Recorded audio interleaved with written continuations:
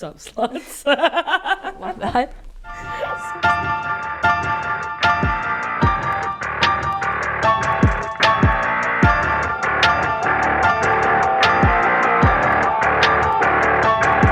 Hey guys, welcome to More Than Missionary. Before we start the show, we have a little disclaimer.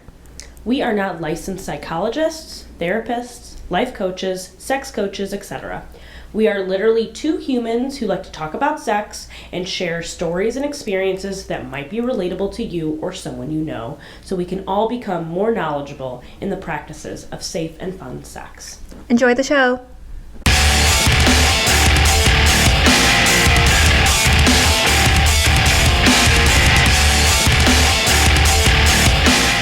Well, welcome to our podcast.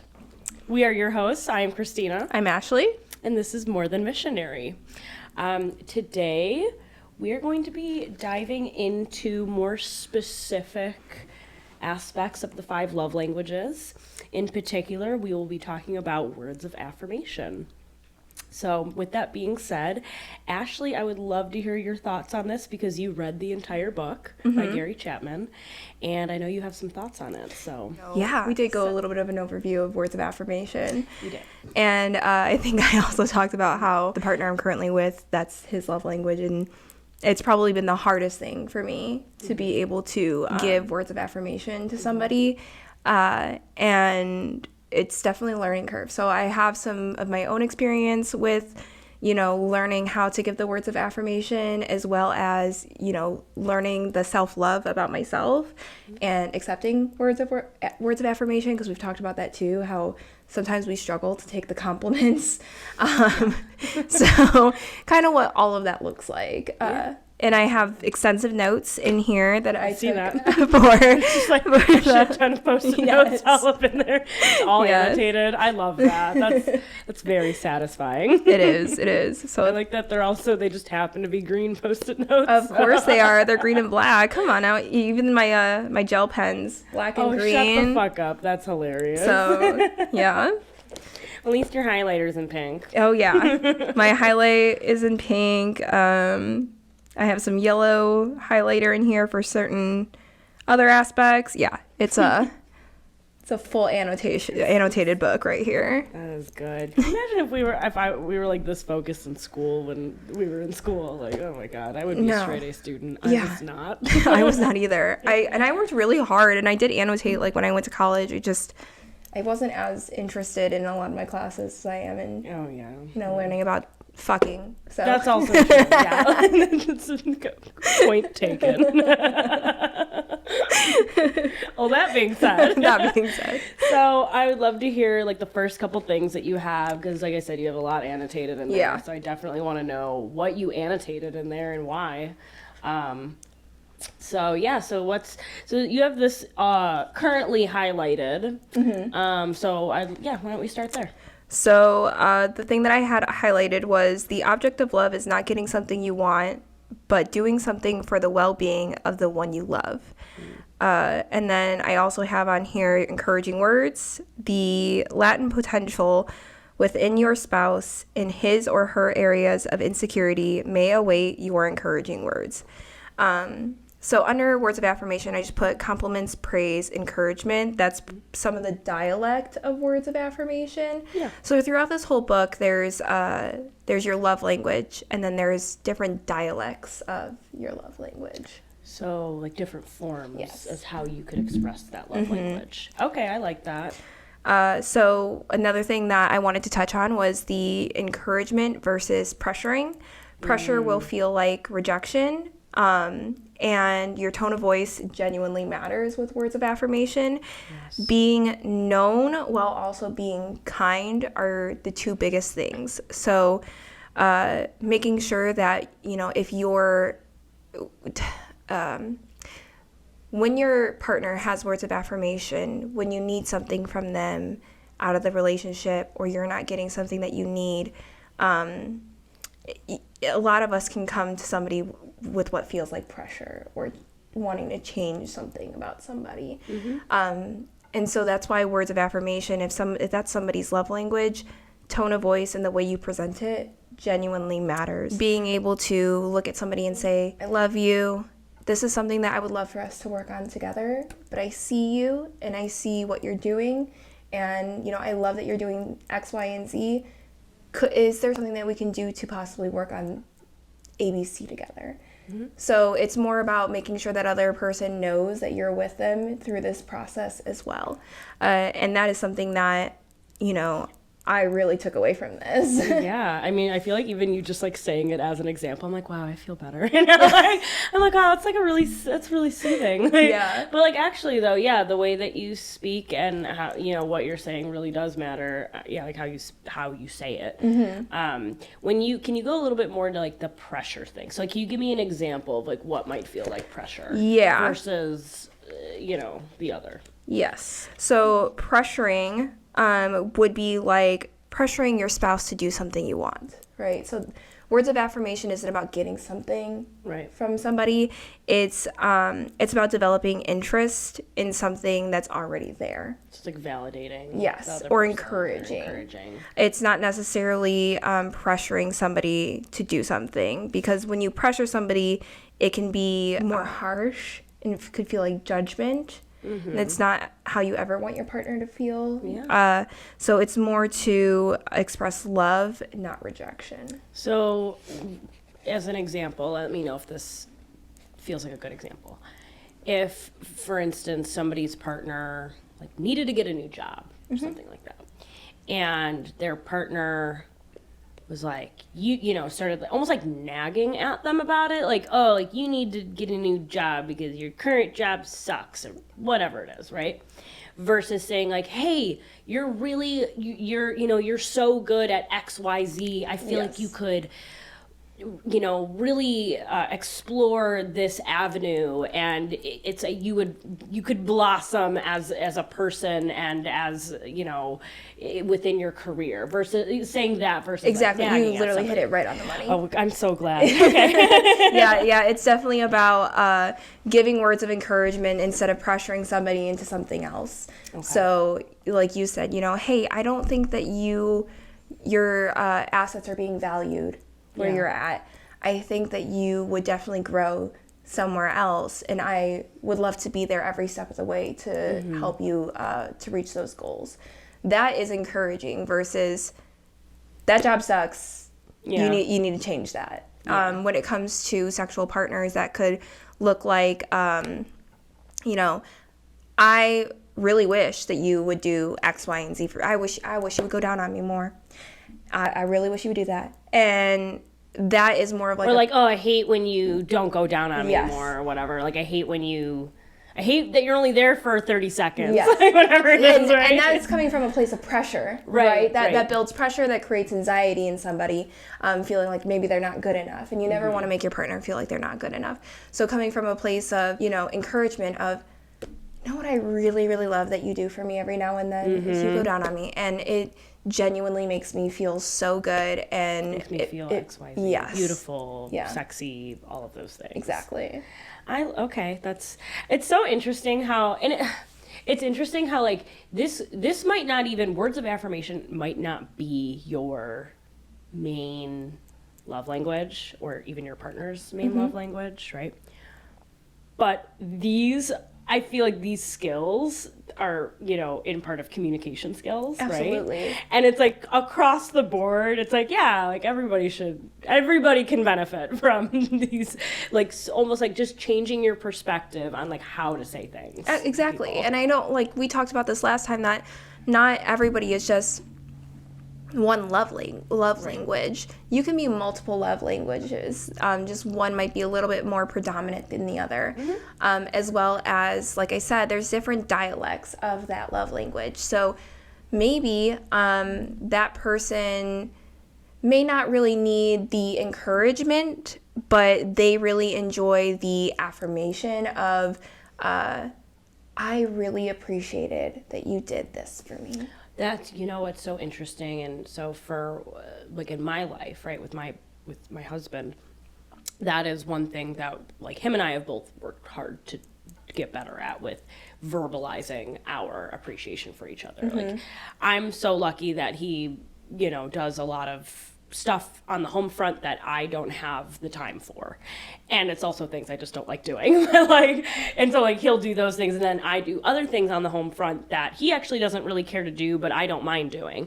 And so there will be times where, life is busy, nobody's saying anything, and then it's almost like it builds up, like you get almost a little frustrated with the person. And then it's like even just hearing the words of thank you so much, I really appreciate that. It's that is a huge help for me that you did that. And I think gratitude goes such a long way. Gratitude is just literally I think anybody would benefit from that, regardless if that's your main love language or not. Words of affirmation, I feel like the gratitude thing it goes a long way. Absolutely.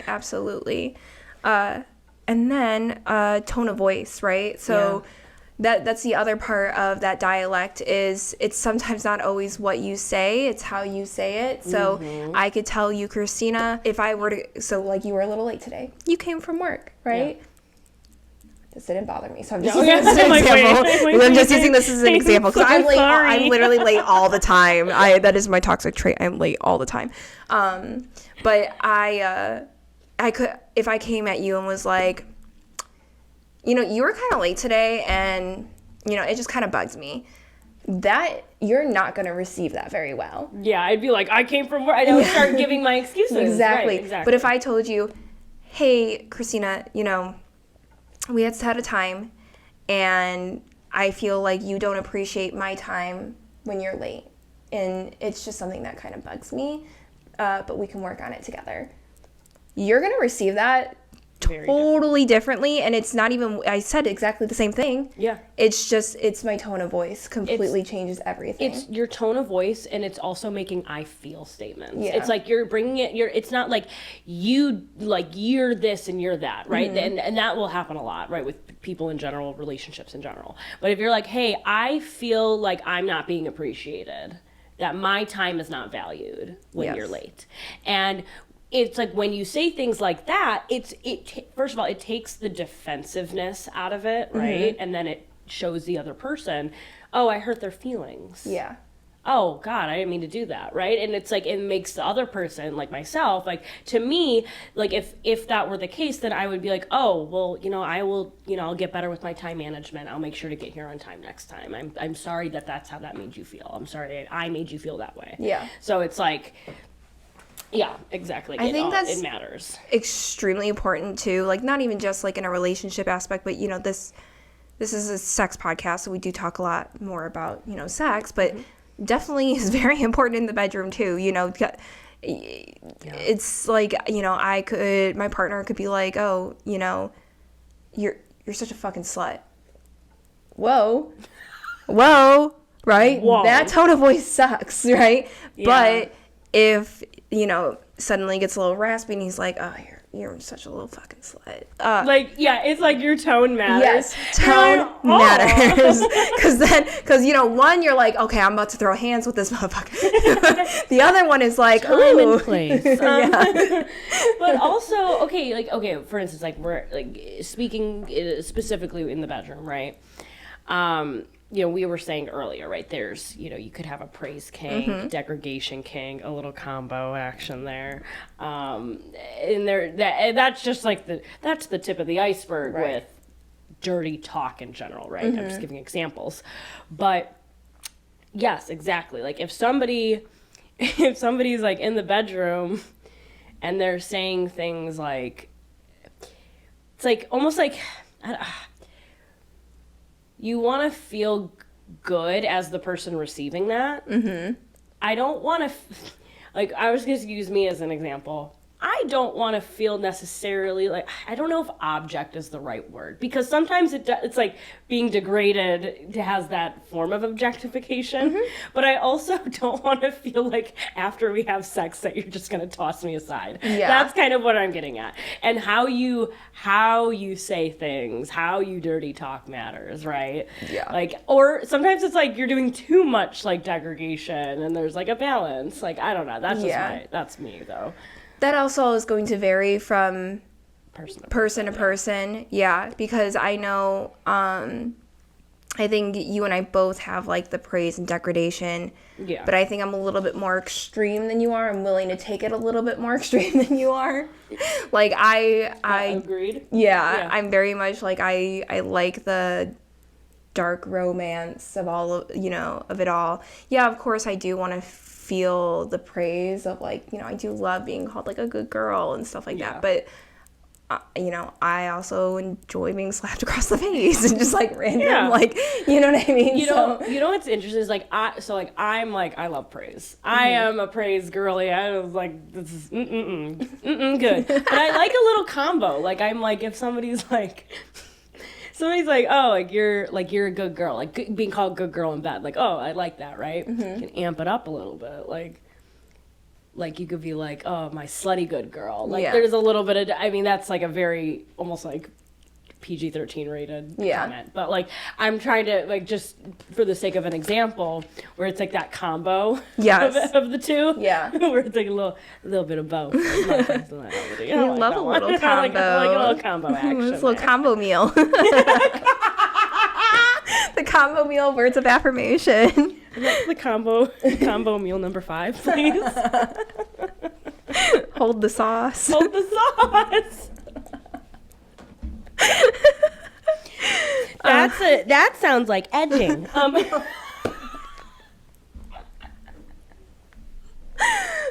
Anyway, McDonald's, please sponsor us.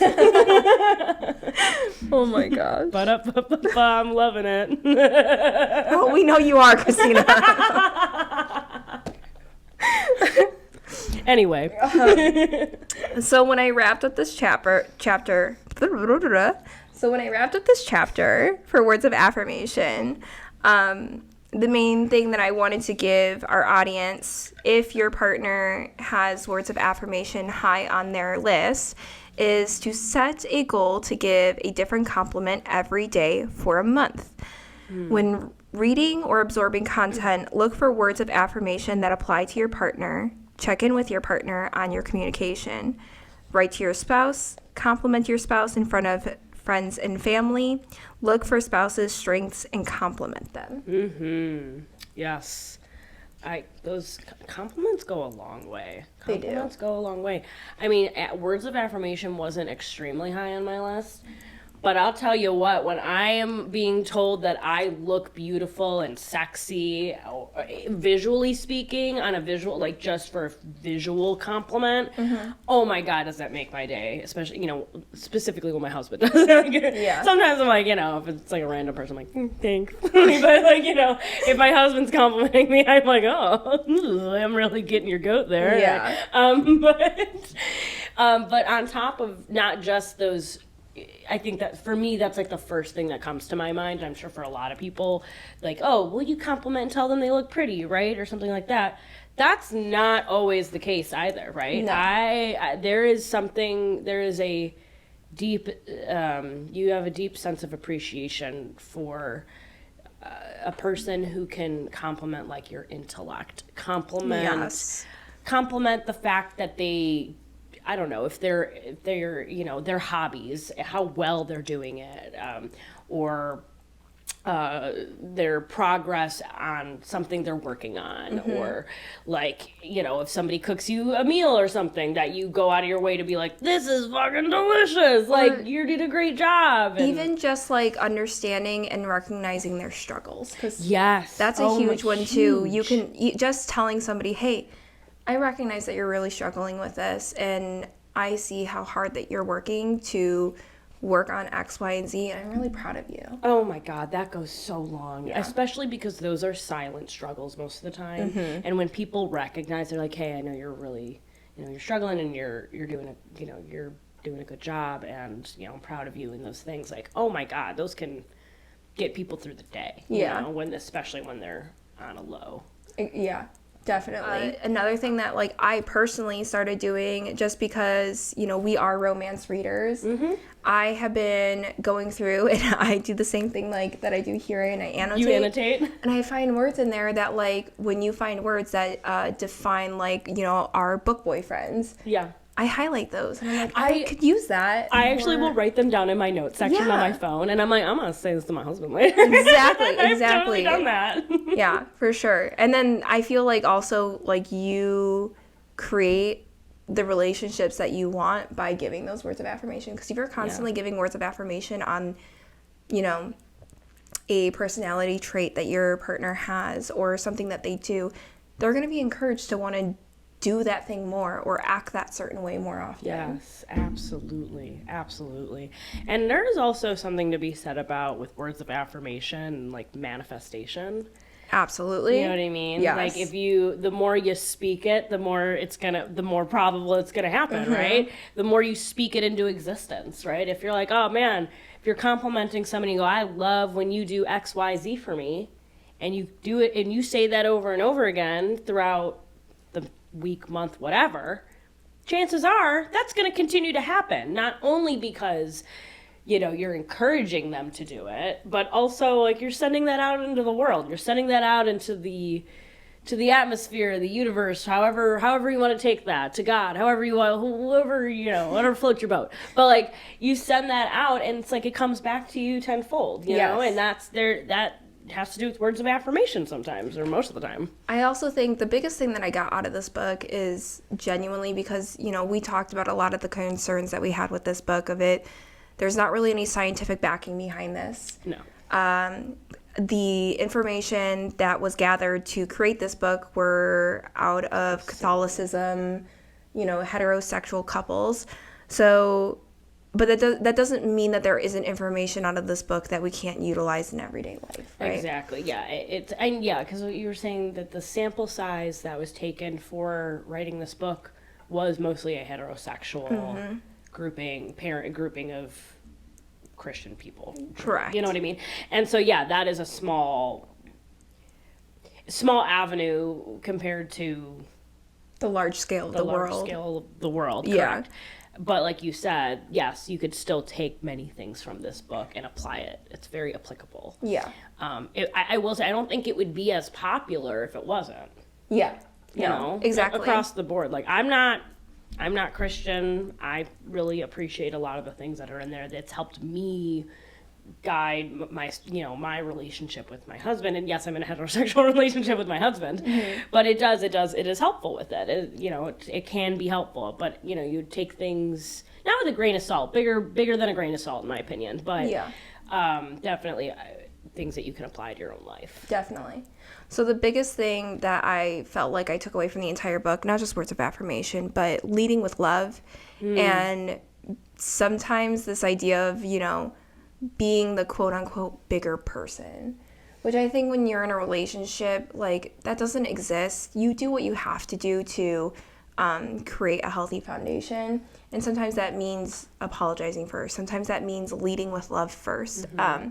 I think a lot of times in relationships, not necessarily just regular relationships, but I'm saying all relationships. I'm saying between friends, sexual partners, actual partnerships, that sometimes you have to lead with your heart on your sleeve. And when things are not going well, I think it's easy for us to become naggers and right fighters and get very frustrated with situations and then feel like when your needs are not being met to revert into this very selfish nature of, well, you don't do X, Y, and Z for me, or I've been asking you to do ABC for how long and you haven't done it.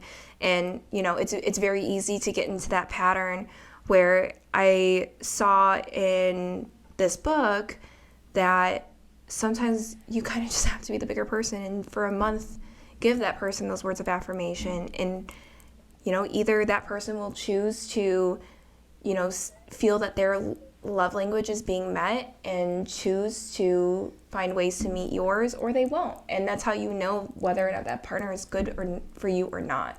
Yeah, exactly. It boils down to a choice to lead with love. Love is a choice, right? And I know that's like, yes, love is a big word, and not all relationships is necessarily have to do with like love, like, in regards to sexual nature. It's not always love, right? Sometimes it's just like, sometimes just carnal. Like, Sometimes it's just raw fucking. Anyway. But there's still a mutual respect. No, there. it's a mutual respect, right? But like in this aspect, as far as relationships go, yeah, a lot of the times you have to choose love instead of choosing maybe like a selfish part of you, or like I like to call this falling on your sword. Something that actually I had a parent that used to say that to me a lot, where you go, hey, like you fuck up on something, or you just fall on your sword, right? Or like you're upset, you and your partner are really upset, and you guys are both valid with each other. Someone's got it. Somewhere someone's got to give a little bit. Somebody's got to make the first step. Sometimes you have to fall on your sword in order to, move forward with things. Yeah. So I completely agree with that. I'm also gonna say something here that's very controversial. I think if you are in a relationship, heterosexual or not, I think there's always more of a masculine energy and there's a feminine energy. If you're that person that embodies the feminine energy, I truly believe that we have to be softer and we have to lead with love more often. Interesting. I am absorbing what you're saying, so give me a moment. You can keep talking. If I'm not responding, it's because I want to listen to what you're saying. The reason I believe that is because of my own experiences. Mm-hmm. I am somebody for so long, and we've talked about this, that I have been forced to be in masculine energy. Mm-hmm. And I think that it's not anything, there's nothing wrong with that, being a feminine woman who's in their masculine. It's just not something that I truly care to embody anymore. I really want to push myself into a more feminine energy. And in doing so, if you are in your masculine energy and you are with somebody who is also masculine, those two are never going to be cohesive, right? You need that yin and yang. And I think that I went through a little rough patch in my current situation where I was very much in my masculine and I was fighting at every turn because it's what I felt was right. It's what I wanted, blah, blah, blah. And I was coming from this place of very like selfishness of, well, my needs need to be met. Mm-hmm. And I kind of came to a point where I was like, this isn't working. Like me fighting, and it wasn't even fighting over a thing. It was me feeling like, well, not all of my needs are being met right now. It's kind of like what we were talking about. And I decided, you know what? I could go over there right now and fight and have a conversation or whatever. Or I can just meet their love language and fall into that soft feminine and not go in there hot blazing and wanting to fight or wanting to argue. And sometimes it's not even wanting to argue. Sometimes it's just, I'm very much like, when there's a problem, I want it solved. Mm-hmm. And I don't like lingering. Mm-hmm. Sometimes you have to be okay with the lingering. Sometimes you have to be okay with like, you know what? I want to be in my soft feminine. I need to just soften up a little bit. I need to lead with love right now. And I think as somebody who wants to be in their feminine, in order to be able to let your person lead, you have to do that. You have to kind of surrender yourself a little bit. Okay. I agree. I want to add to that, though. I think, at least from my experience, I find that those yin and yang, that masculine, feminine energy, tends to ebb and flow in my relationship. Mm-hmm. I'm not always in that soft femme. I'm not always like that. Sometimes I am like aggressive with certain things, and vice versa. Like there are times where my partner will take the lead on things, and there are times where I take the lead on things, and it kind of depends on what it is.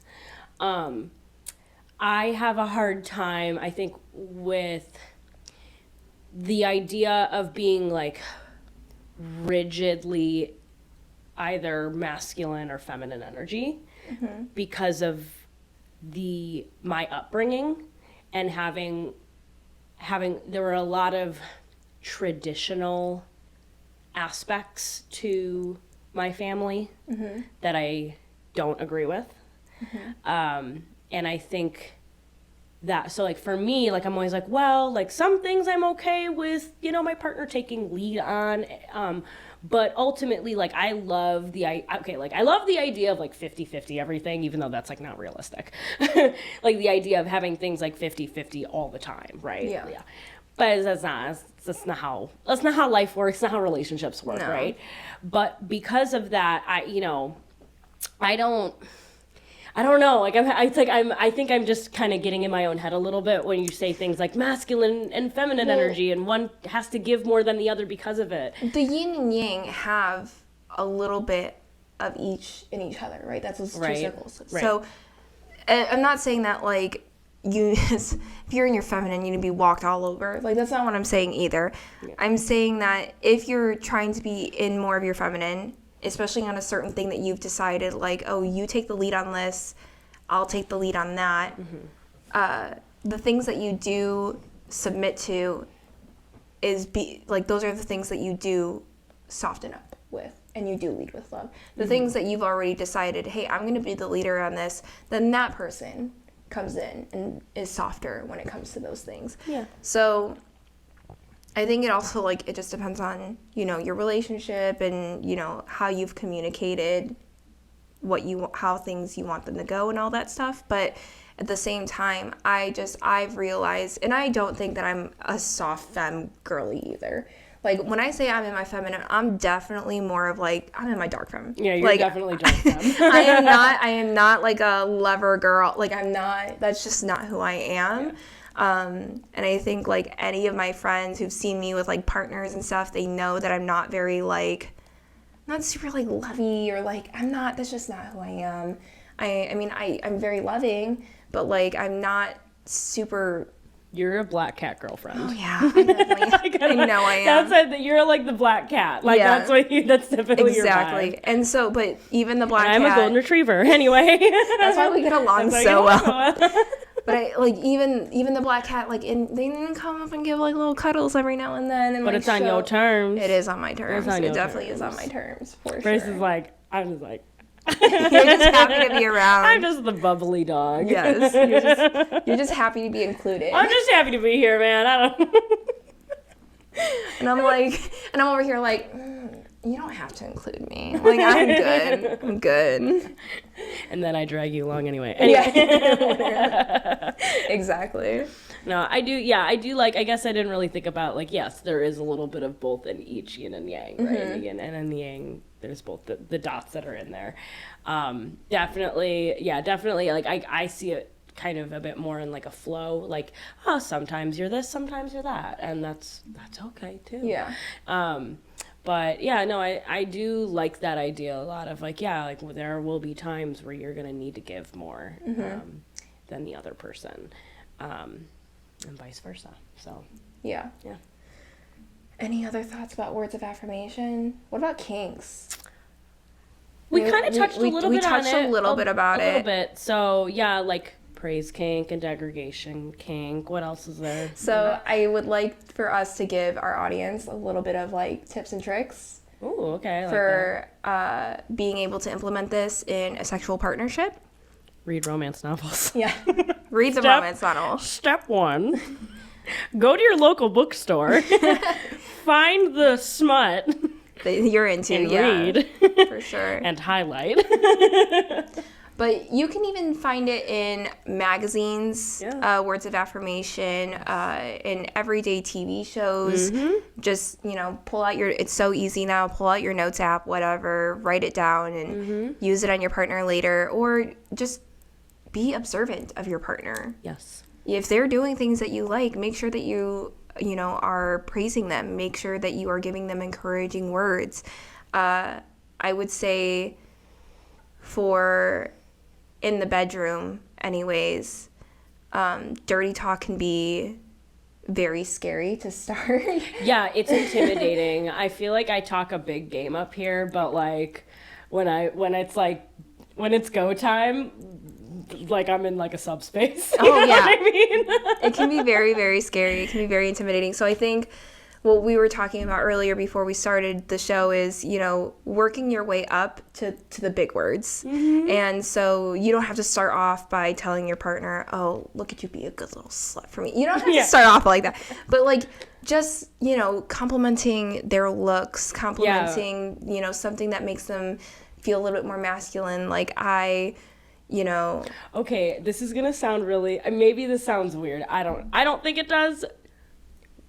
Complimenting your partner's like sex, like their sex, like if you're like, wow, like look at that pretty pussy or whatever, you know, like beautiful, like complimenting like the physical aspects of like, because I'll tell you what, there's a lot of people who are very insecure about their actual sex itself. Oh yeah. And I think that when you're getting a compliment about it, you're like, oh. I get so taken back, like when that happens. Yeah, when that happens. And it goes a long way. I'll tell you what, it goes a long way. You don't have to say much. Like you could just look at the person, just one word, just saying beautiful or something. Yes. Like, or like with, you know, this is more to do with physical touch, but like in combination with physical touch and like, you know, if you're focusing on a specific area and complimenting it, right, you know, afterwards. Can I just say, I'm gonna spoil it a little bit for you know, dark romance readers for Haunting Adeline. Oh. Zade Meadows. Oh. Zade fucking Meadows. Oy vey. Every single time he went down on Adeline, he was like, fucking Nirvana. I was like, oh my God, yes. I was like, ah! When he would say that, I was like, oh. Literally though. But like, yeah, the way he would speak about Adeline, and even in Hunting Adeline too, like after all the large ordeals that have happened to this character, and you're like, wow. But like the way that he would just like verbalize his worship of her is like, especially okay, like as you know, for somebody who went through SA, it can be very hard to receive compliments after that. And he knew how to compliment her in a way where it didn't feel icky. It didn't feel like her body was being used. She felt worshipped. And I think that's a huge part of that too. Going back to what I was saying before, read romance novels, especially romance novels written by women. Okay? Like not to be like, yeah, don't read romance novels written by men. I haven't come across one that I've particularly like been obsessed with or anything, but I feel like because it's like women writing a male character because it's what like they know that they would want to hear a lot of the time. So and that's why we all love these boy friends, because they're written by women. They're not written by men. Like or like okay. So for my ACOTAR girlies and not just girlies, you know, ACOTAR individuals. Okay, the people that like the ACOTAR novels series, like Resand, like oh my God, how he is able to help Feyre, the main character, out of her mental health issues in A Court of Mist and Fury is like, it's like why everybody falls in love with him. Like, you know what I mean? It's why everybody is like, oh yeah, like Reese is like top tier book boyfriend. Yeah. Because of the things that he would say to her and compliment her and you know, how he would speak to her about herself. And yeah, so definitely, to reiterate, read romance novels written by women is a huge, like, honestly, it'll help a lot. If you don't know where to start there. Well, like I even like from like for men, like I've read some of these books and I'm like, oh my gosh, that's a great compliment. Like I want to give that compliment to my person or So absolutely. There were some things that I read in books that I rephrased a little bit, but it spoke to my soul, some of the things that were said, that I actually ended up putting my own version of them into my vows because of how it was written. And I was like, that is exactly how I feel. That is how I feel right there. And I would like look at it and go, I don't want to copy this word for word, obviously, but I definitely want to use the essence of what this is. And I ended up putting it in my vows. But it's like they're, That's so cute. yeah. Your wedding was so adorable. Oh, thanks. It was a great time. I want to tell a little quick story that has absolutely nothing to do with like relationship, partnerships, whatever. It's a parent relationship that I have. So as you can see, I have my little Post-it note tattoo. Oh yeah, for my you dad. told me about that. If y'all did not know, I was very bullied growing up, and I was just like the weird Asian emo scene kid. So I was just weird, and that's fine, you know. But I just struggled making friends, and the friends that I did make were not always didn't always have my best interest at heart. And so every day my dad would write me a Post-it note so that I had something to look forward to get up to school for the next morning. Which, as you know, like if you're not having a good time at school, the idea of getting up in the morning to go to school is, you know, that's the last thing you want to do. But I looked forward to go to school because I knew that I was going to get a Post-it note. And now, like, that's kind of a thing that my dad and I have, and now it's something that I've carried now into many of my relationships. I leave Post-it notes for all of my friends because I enjoy it so much. I love giving those words of affirmation. I know how much it helped me, and sometimes you need those encouraging words, or sometimes you just need somebody to tell you that they love you, you know? Absolutely. And I've noticed that I started doing it for my partner, and they've kept every single one of my Post-it notes. Oh, that's so sweet. I didn't expect them to. I was just like, I like went over there and I was like, you kept all these? And they were like, yeah, of course I did. I'd never throw these away. I'm like, oh. And they're stupid. Like, I think one of them said, like, they're so stupid. One of them was like, I love your farts. It's like your butt is blowing me kisses. Just such a stupid thing. I don't think my partner would appreciate if I said that. But somebody said that to me. My partner told that to me, which that would not happen. I think I would be very touched. I used to have a t-shirt actually growing up that said farting is just my way of saying I love you. I come from a very flatulent family. Well, I think, like, you know, and I'm very goofy. I don't really show that here on the pod. Like, just you're definitely very, like, a silly person. Oh, I very much. I'm just very selective with who you share that with. show that. Well, especially if you like grow up and you were like bullied and stuff. Like you're you become selective. Like I feel that. I was definitely I feel that on the bully front. I feel like my aesthetic doesn't match my personality. It doesn't. Like, it fits you, but then there's parts of you that are, like, totally not, like, nobody would guess. Like, if I was just a random person walking down the street, I'd be like, that's some serious-ass bitch right there. Like, I would not want to, like, you know what I mean? I'd be like, I wouldn't fuck with that bitch. But, like, because I know you, and I'm actually, well, when I met you, it was at a party, and we just, like, kind of hit it off because we were like, you're a witch, too? No way. And then we hit it off. It was, like, I didn't get that vibe, obviously, but, like, and I also don't think you had green hair at the time. No, I did. You did? I didn't have the back green, and this wasn't bright green. It was, like, dark green. No, it was, here. like, it was, like, almost like a just, like, piece. It was just in the front. It was just my money piece. The money piece, which I'm back to green. If y'all didn't notice, I was pink for, like, a hot second. I was honestly trying to... I had colored my hair with intention. I just needed a change. I needed something to really activate my heart and root chakra. So I did pink and red, and you know, it was a moment for February. But I needed to get back to my green. It was not me as a person. So that's how I felt like when I had really long hair. Like I grew it out for the wedding, and I was like, wow, I knew I wanted it for the wedding day, but then I immediately chopped it off afterwards because, like, realistically, I was like, I just like short hair. Your short hair is also just a vibe. I've also never met anybody who can rock both so well. Oh, like, even as a hairstylist, I'm like, oh my gosh, she rocks both the looks so well. Like, I think it's just because I have an oval-shaped face, to be honest.